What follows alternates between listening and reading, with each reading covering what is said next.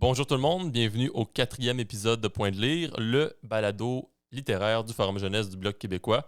Cette semaine, on est de retour avec Laurent. Salut Laurent. Salut Rémi, ça va bien? Ça va très bien et toi? Ça va, ça va. Ouais, ça va. Grosse semaine d'élections, là. Ouais. On a eu, je pense, les élections françaises qui étaient oui. aujourd'hui, il y a quelques heures, là, parce que grâce au décalage horaire, nous, on commence notre journée avec un résultat électoral. Ouais. Puis je pense que c'est encore Macron-Le Pen, là, encore le Macron même Le duel, Pen, c'est ça. puis- Fait que ouais. probablement que le résultat final du deuxième tour va être comme en 2017, là. Ah, puis ça devrait être ressemblant, dépendamment. Là, je pense qu'il y a Jean-Luc Mélenchon qui a eu 20%, Ouais, le c'est candidat ça. de gauche. Il doit être assez déçu parce que toute la gauche ensemble, il aurait peut-être pu monter au deuxième tour, mais C'est ce qu'il a voulu, mais... ouais. Mais c'est vraiment comme comment on dit ça, là, une deuxième prise ou un match retour. un match retour parce que les résultats sont les mêmes. Tu sais, c'est Macron-Le Pen puis Mélenchon qui passe proche, mais bon, il l'a pas Mais eu. Mélenchon, c'était impressionnant. Ça a été impressionnant, mais il a dit clairement voter Macron. T'sais, Ouais, c'est ça. Ouais, c'est ça. Je pense qu'il... que là, c'est la question, c'est qu'est-ce qui va arriver. Mhm. Même, tout le monde pensait que Zemmour allait être plus important que ça. Puis, Oui, j'ai été surpris de son résultat, juste 7%, alors qu'il était, tu sais, il avait descendu, mais il était noté à 10. à peu près, ouais. 7, j'ai dit, oh mon Dieu, il va. Ben, c'est le pire. Je pense que le pire, ça a été Pécresse, là, que tu disais. Non.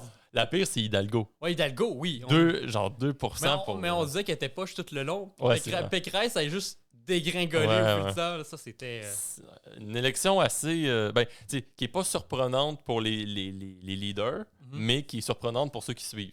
Ouais, Fait que c'est ça, exactement. C'est assez impressionnant. Puis demain, parce que là, on est dimanche. On est combien aujourd'hui? Le 9? 11. Le 11, c'est ça. Le OK. 11. Puis demain, c'est l'élection dans... Oui, le 10, on est le 10. le 10, c'est ça, OK. Excusez. C'est ça. Demain, lundi, c'est l'élection partielle dans Marie-Victorin. Ouais. Avec Pierre Nantel, j'ai oublié son nom, Shirley. Sure, ben, J'ai juste son nom de famille, là, Ouais. le candidat de la CAQ, Shafika, il y a la libérale, dont j'ai aussi oublié le nom. non, puis Anne Casabonne. Anne Casabonne et Martine Ouellette pour le climat c'est Québec. vrai, il y a Martine Ouellette. j'avoue. Martine Ouellette est là. On l'oublie souvent. C'est Infoman qui m'a rappelé que Mais c'est ça. l'existence de Martine Ouellette. Ouais, fait que, on sait pas Voilà. quel va être le résultat, mais bonne chance à tous les candidats. Ouais. Voilà. Ben, sur ça, je pense qu'on peut commencer notre émission de la journée. Ouais.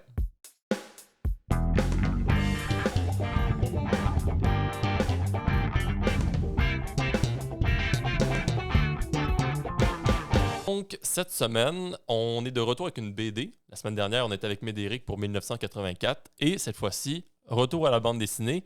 Et la bande dessinée que tu as choisie cette semaine, c'est en rapport avec un événement, justement, dont on vient de fêter les 10 ans. Oui, exactement.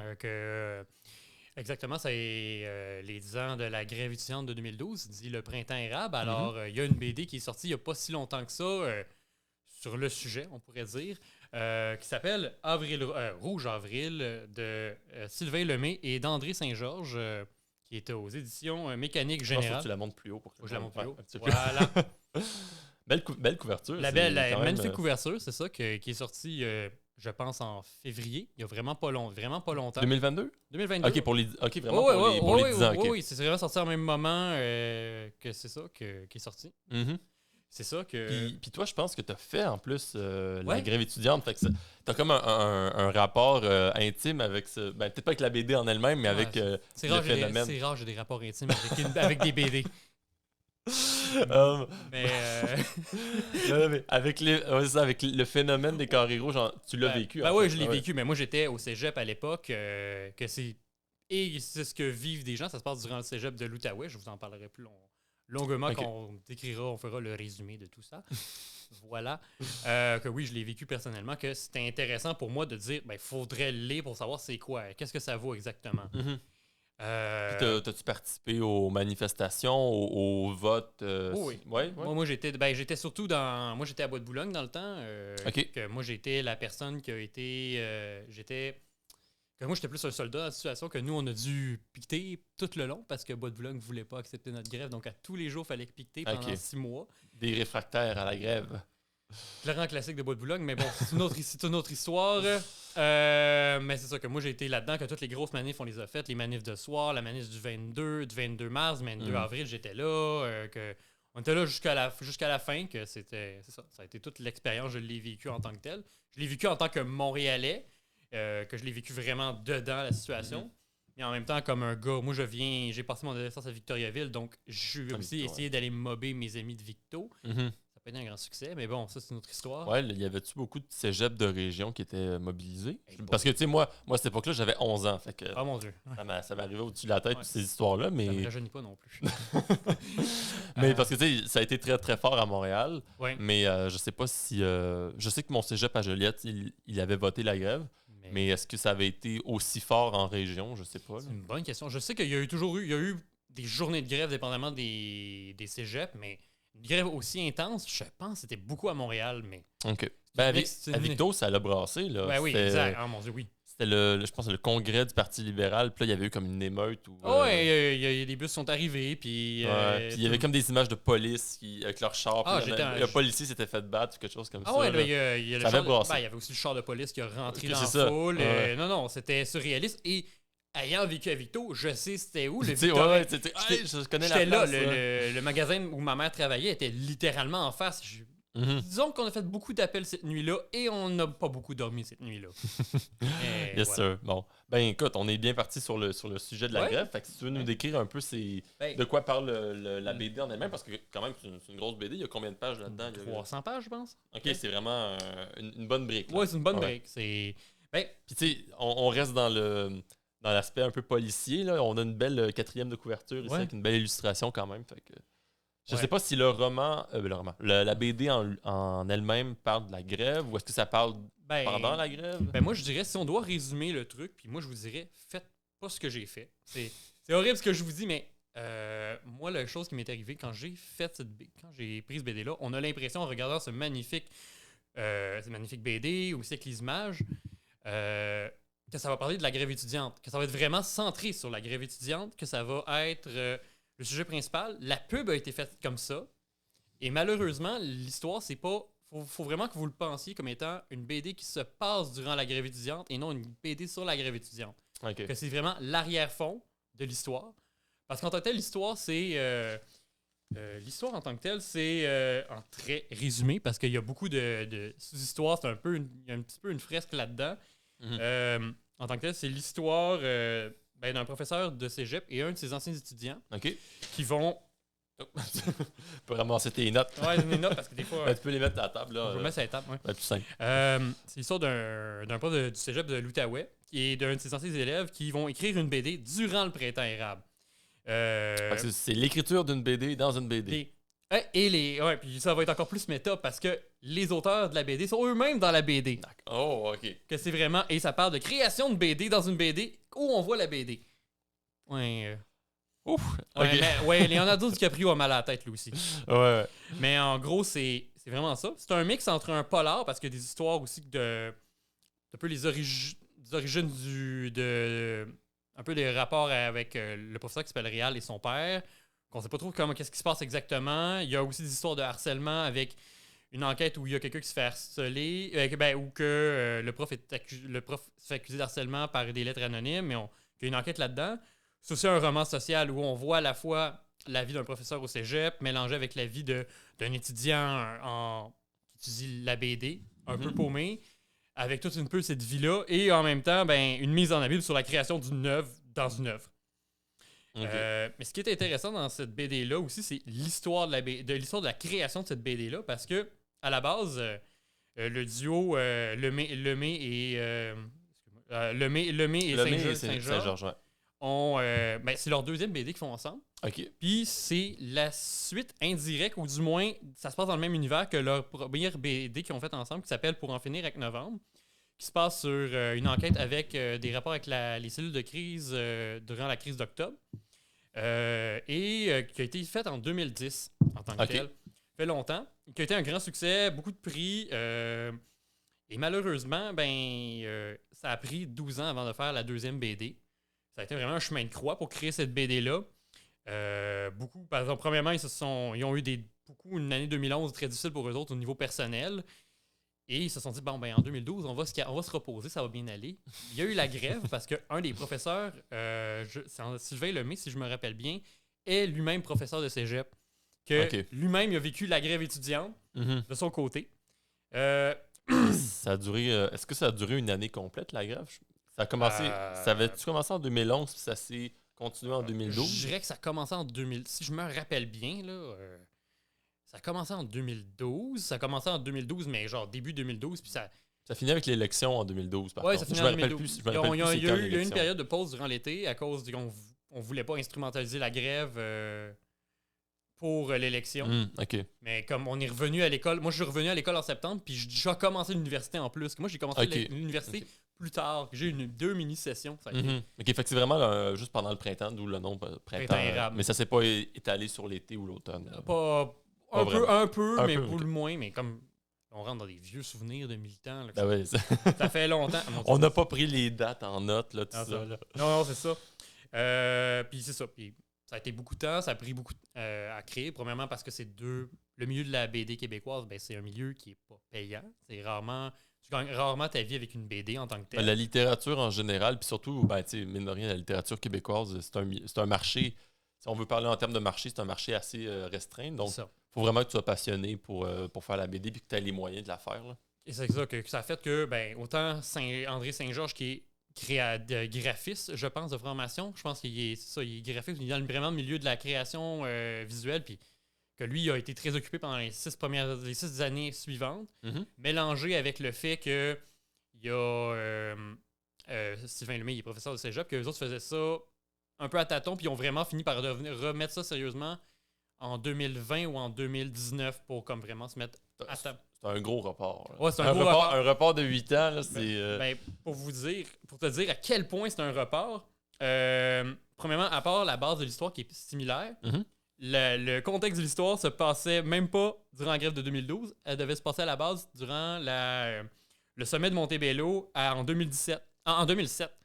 OK. Que c'est comme durant. Semaine de Montebello, si tu rappelles-moi... Je pense que c'était avec le G20, puis il y avait comme un peu les trucs Ok. intermondialistes en tant que tel. Ouais, ben c'est comme il y avait eu le sommet à Québec aussi, puis il y avait Exact. eu des manifs puis tout. Exact. Que c'est vraiment dans cette situation-là que ça a été fait Mhm. en tant que tel. Mais ça a gardé vraiment la même base de l'histoire en tant que tel. Ouais. Mhm. Rapidement, ce que je pourrais dire. Puis après ça, comme là, on pourrait rentrer au-delà de tout ce qu'on a dit, c'est mes impressions en tant que tel.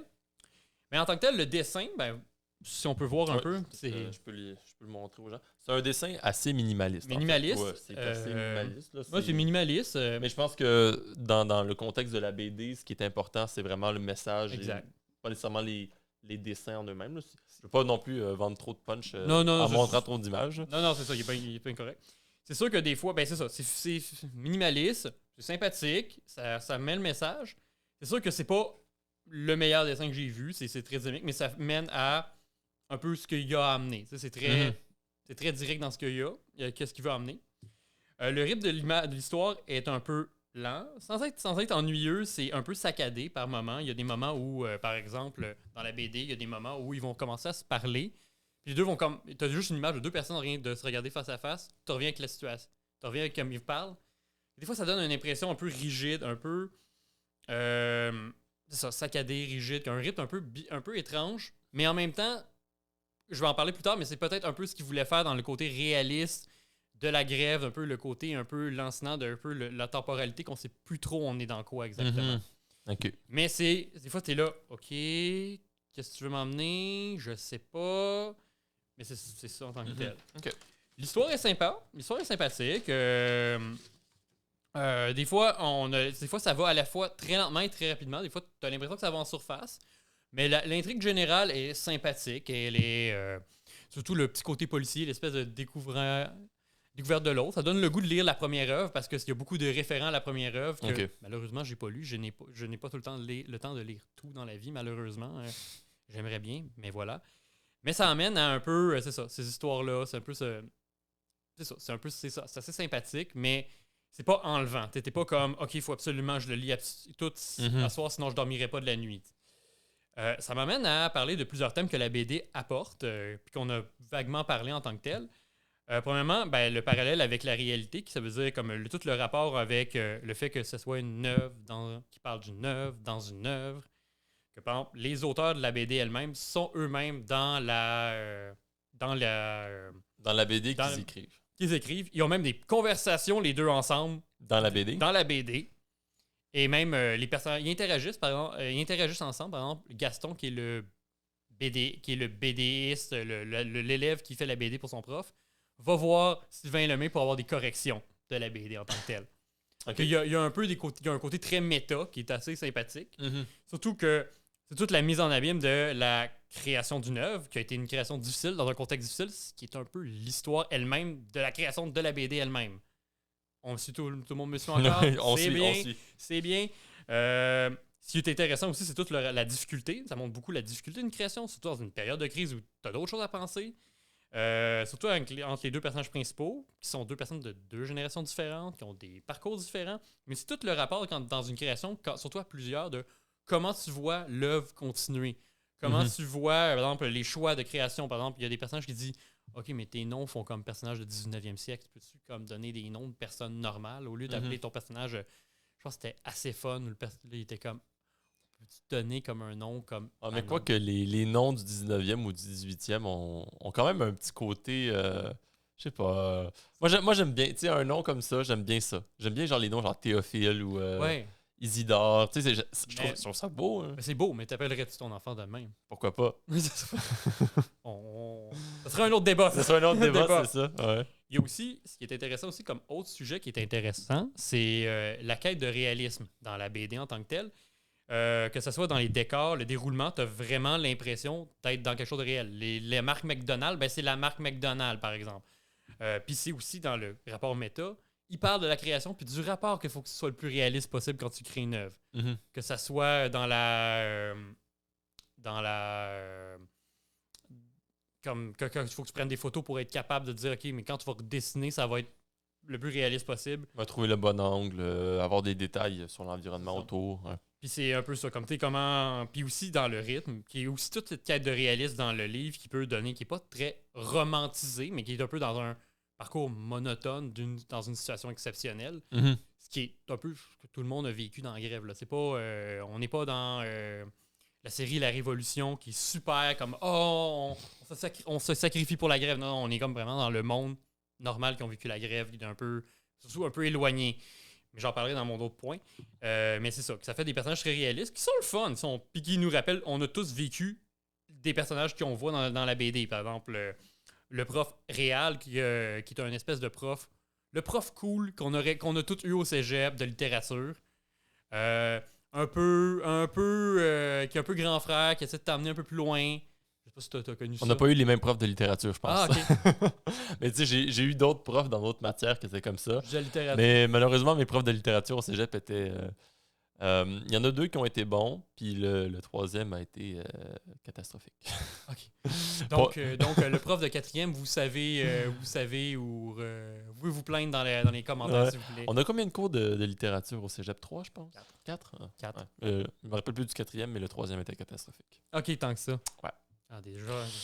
Ah Mais- là là. All time. Mais il y a aussi, comme tu sais, le militant qu'on a tous connu un peu trop intense, mais qu'on aime bien pareil. La copine de début de cégep qui est un peu entre. T'es comme un peu dans une relation à la fois ado puis adulte, un peu. Puis tout ce rapport-là comme première pas longue que tu as un appartement, les choses comme ça que le personnage vit. Un peu l'ami, un peu le personnage principal qui est un peu un ado, un peu mou, qui est encore un espèce de grand ado, un peu pas trop sûr d'où il s'en va.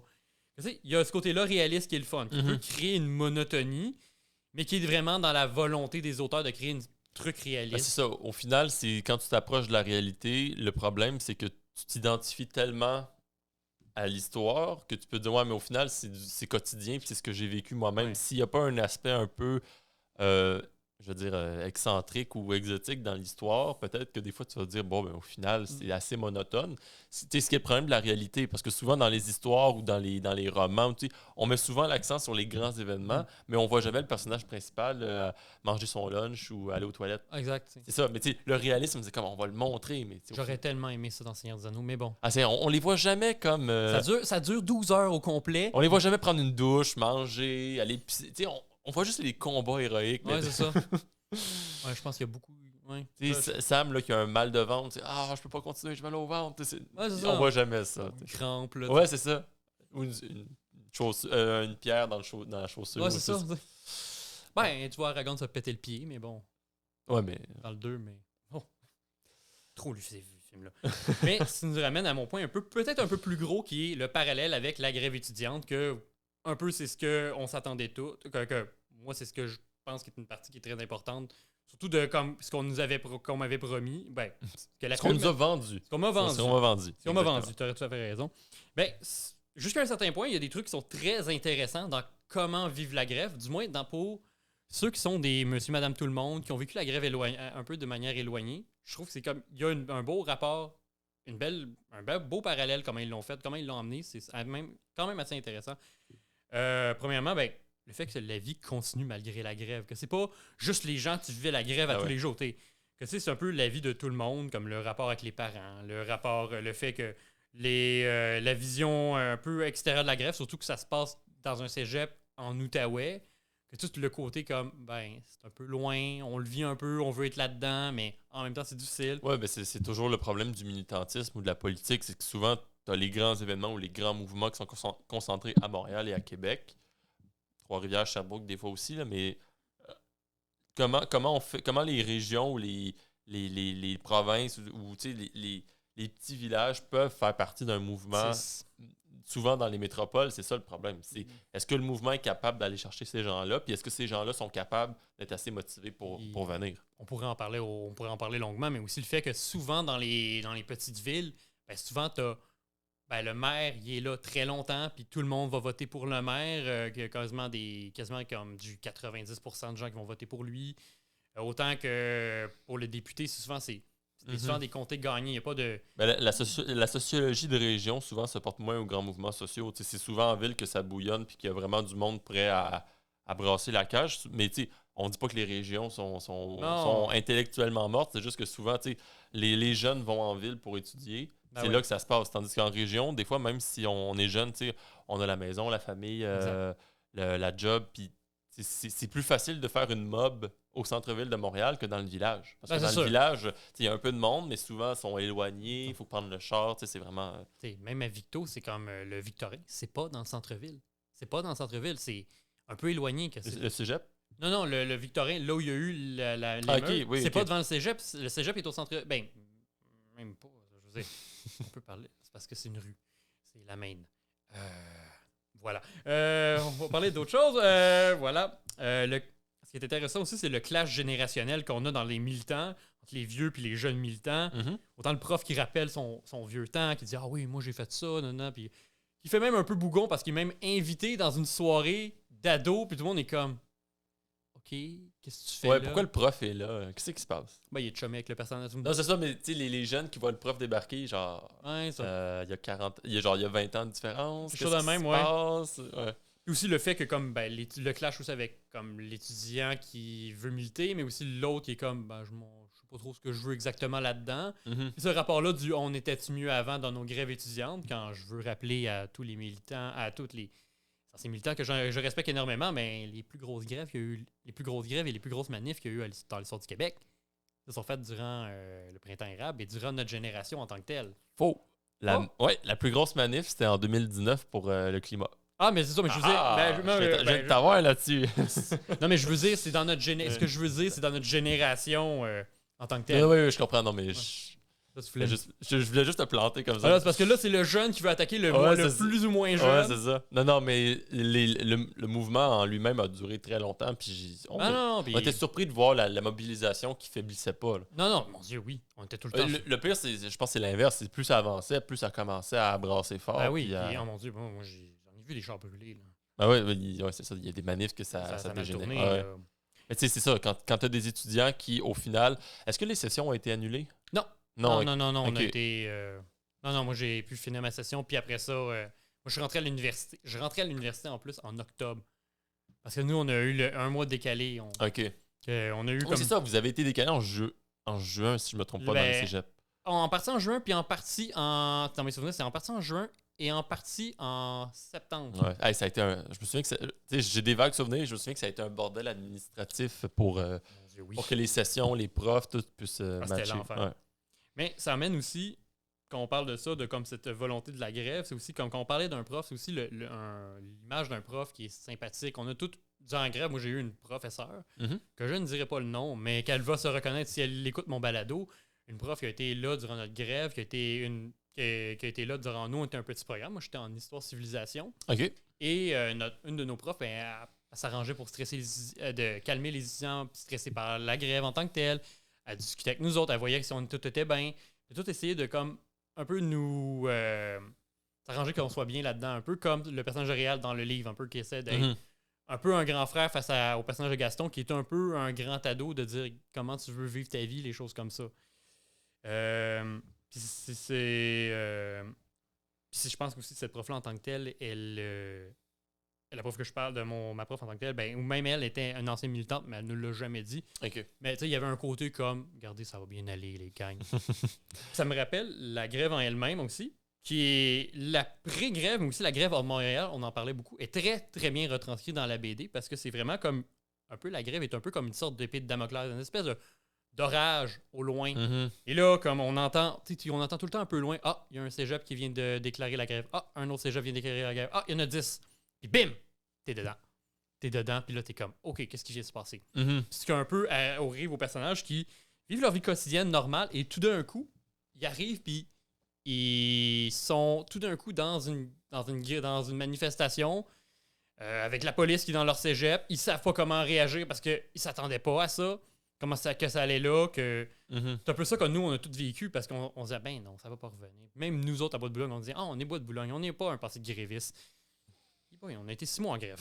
6 mois, c'est quand même une grosse période de temps. Puis c'est ça, les mouvements sociaux, souvent, on n'est pas préparé à ça. Puis ils peuvent s'éteindre.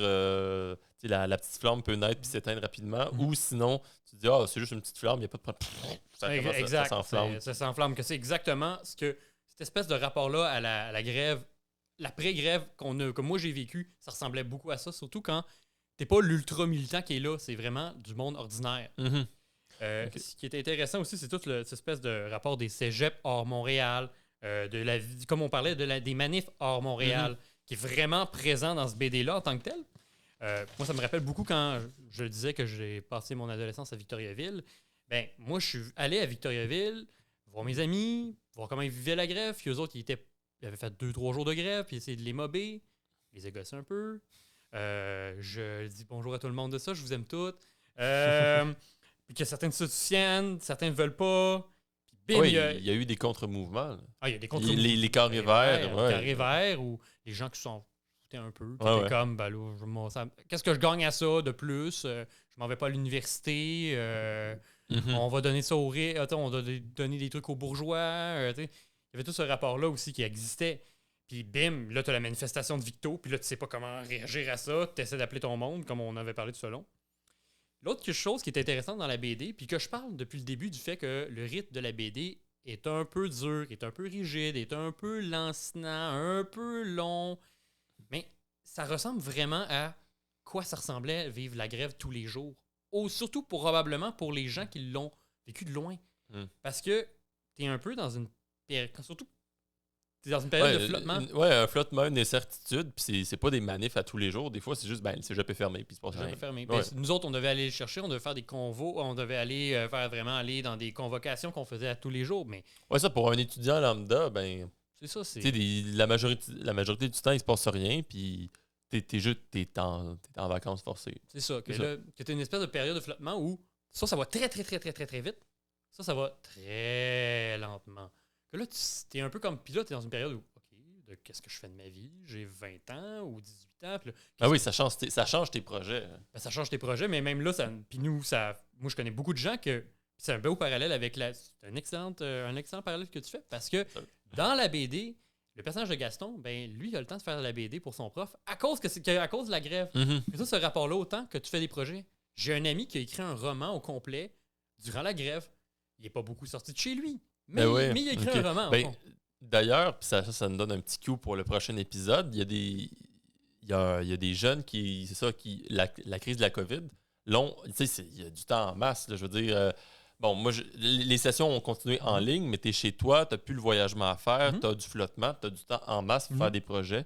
Puis justement, un divulgateur pour le prochain épisode. Le livre a été écrit pendant la COVID, mais ça, c'est... OK. C'est juste, je trouvais que ça faisait un bon petit cue parce que bon, quand on a du temps en masse, Il y en a qui vont aller sur Netflix puis pas faire grand-chose, mais il y a du monde qui vont dire « Hey, j'ai du temps, je vais faire un projet. » Ben, c'est ça. C'est ça. Puis le personnage a pris Ben, c'est ce ça. moment-là pour faire Ben, vraiment d'avoir un plus projet. vraiment le temps de Ben, le c'est faire, ça. puis de prendre le temps de le faire. Tout en étant, moi-même, nous, on avait un projet intégrateur, que nous, on était vraiment dans le rush, et et dans le projet intégrateur. J'arrive rapidement, nous, dans notre projet intégrateur, on devait littéralement créer un stand au complet, OK. et on devait littéralement créer un bureau diplomatique du Second Empire français. Ça a l'air complètement absurde, mais oui. C'est quand même cool. C'est C'est pas mal c'est cool. quand même vraiment cool. OK. Ben, Est-ce que tu as un point positif à la BD comme quelque chose qui est vraiment bien et quelque chose qui serait à revoir ou un point négatif à la BD? à la BD, je te dirais rapidement, si je devais te dire un point positif, c'est peut-être la retranscription de vraiment l'espèce de vécu des gens ordinaires dans la BD, dans la grève étudiante est vraiment intéressant, surtout quand on l'a vécu. Tu t'es reconnu là-dedans. Un peu, je me reconnus. OK. C'était pas grandiloquent. C'est C'était pas chaque jour on prend le Capitole avec les drapeaux rouges puis on veut pas payer. ou avoir un bout avec Gabriel. D'ailleurs, est-ce qu'il apparaît dans la BD? Non, Pas il y a pantoute. OK. aucun militant, ça parle pas vraiment de l'histoire de la grève C'est étudiante. ça. OK. Que c'est ça que je veux dire aux gens parce que faut vraiment le savoir avant de lire la BD. Le point négatif, c'est ça. Le point négatif, c'est pas ça. Ok. Pour moi, c'est d'autres choses que j'aurais vraiment aimé. Ben, c'est sûr que l'histoire de la grève étudiante aurait vraiment été intéressant. Mhm. Mais ce qui est intéressant aussi, c'est le fait que j'aurais aimé avoir le côté sale gosse de la grève.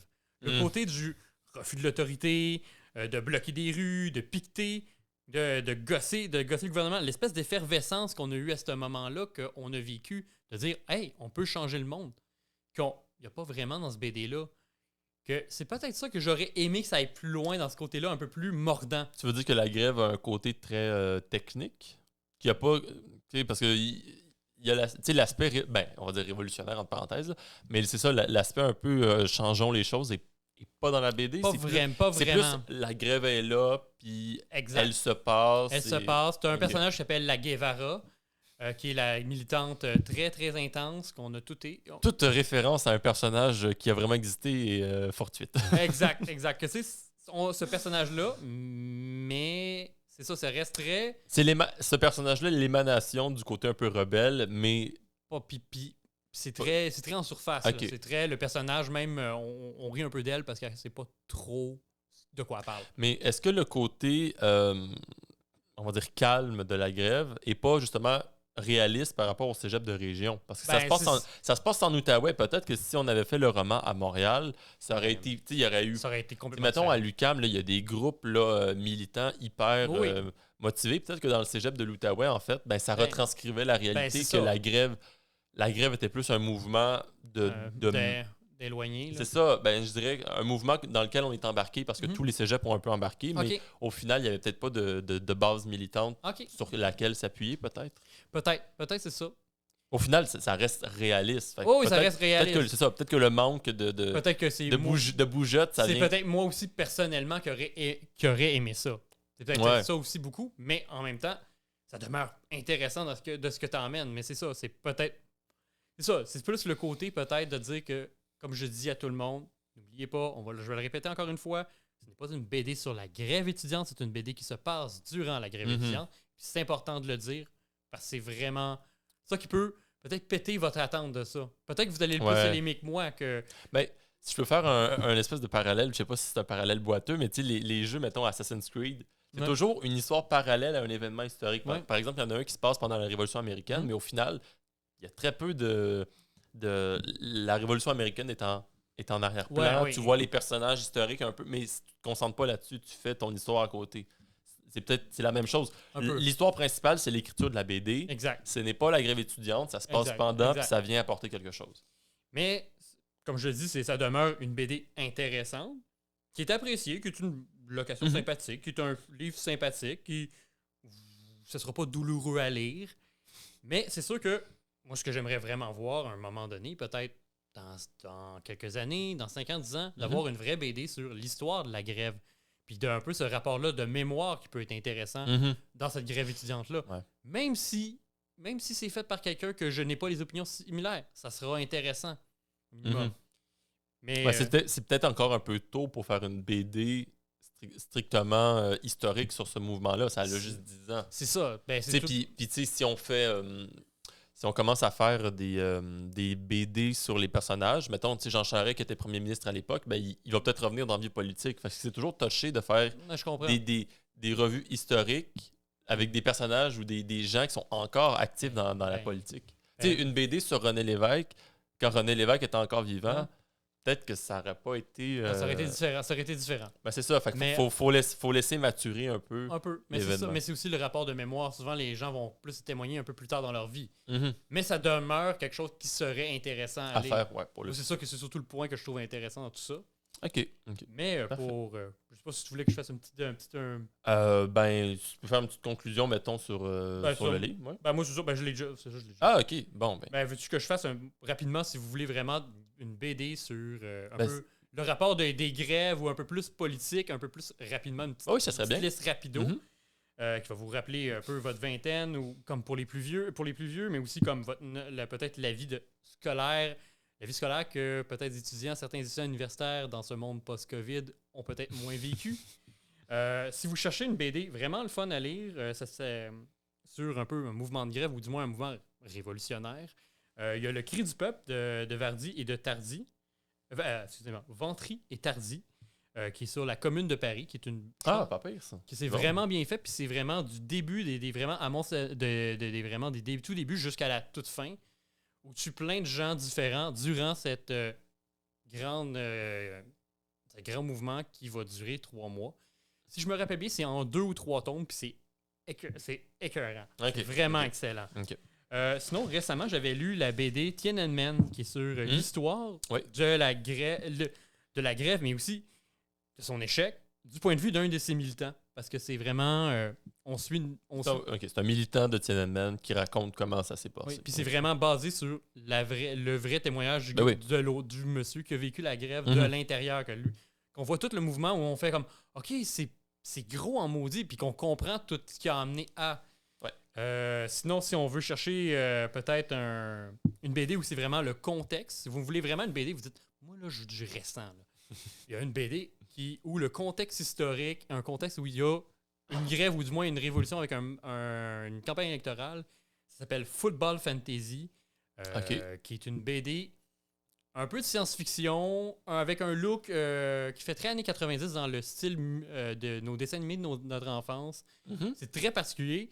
Et ça se passe dans la fameuse province de Banane, province où les gens ne comprennent pas ce qu'il dit et on voit un peu le rapport qu'un peuple peut avoir de se faire un peu oppresser. Donc, qui commence avec un peu une élection, qui finit avec une espèce de presque de révolution, avec un parti donc qui est un peu un parti qui veut un peu séparatiste. Et avec... Est-ce que c'est une BD québécoise? C'est une BD québécoise. Oui, c'est une BD québécoise. Et plus que tu avances, plus tu fais comme...